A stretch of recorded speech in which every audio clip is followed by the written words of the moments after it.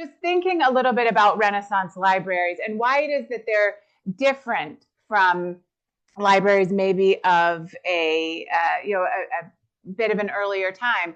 You're probably shocked, again, if you know me, I'm not starting with Dante, but with Petrarch, so sorry, a different crown tonight. But Petrarch, really, when we talk about Petrarch, he is the one in the 14th century who is changing so much when it comes to texts, when it comes to collections, when it comes to interacting with literature. So Petrarch is going to be the one that is going to truly, he's a manuscript hunter. This is a man who, he called himself a wanderer, everywhere a wanderer, sort of not at home anywhere, but also at home everywhere. But he would travel, he would go all over Europe, all over Italy, and all north of the Alps to be able to source these texts from antiquity.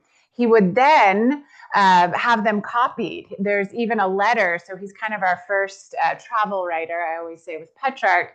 At a certain point, he's up in Cologne. There's this great story where he's up in Cologne and he finds a manuscript in one of these, monastery scriptoria. And he goes all over town trying to find someone, basically saying, we're only here for a couple more days. I really need for this to be done quickly. I want a copy. And he had so much trouble finding one that he made his friends prolong their stay. So this is the kind of man that Petrarch was, but he was rabid for books. He was rabid to be able to have these, to be able to possess them. Once he brings them all together, at a certain point, he will speak a little bit about a library. But before he even does that, as a young man, his father, Petrarch's father, did not want him to be a writer, right? He wanted him, of course, to be a lawyer, to be a theologian at the most. But he, at a certain point, his father burns, or at least puts books into the fire, these manuscripts into the fire. And Petrarch goes and fishes out his Virgil and fishes out his Cicero. And he starts a small collection that he will keep with him for the rest of his life of these classical writers. And there are 2,500 annotations in Petrarch's hand. So having these books, having these volumes, and being able to make notes on them.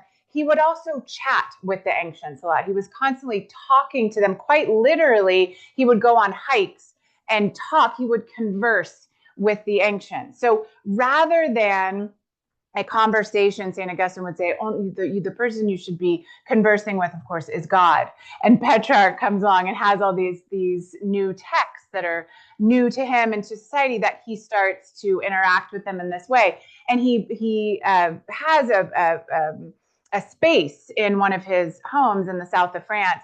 And he says, meanwhile, here, he's talking about this home near Avignon, I have established my Rome, my Athens, and my spiritual fatherland. Here I gather the friends I now have or did have, not only those who have proved themselves through intimate contact and who have lived with me, but also those who died many centuries ago, known only to me through their writings. So this rapport that we're talking about with the ancients and with the writers, and being able to have the actual physical copies, this is something that is going to be so important in our Renaissance collections that we'll be talking about tonight.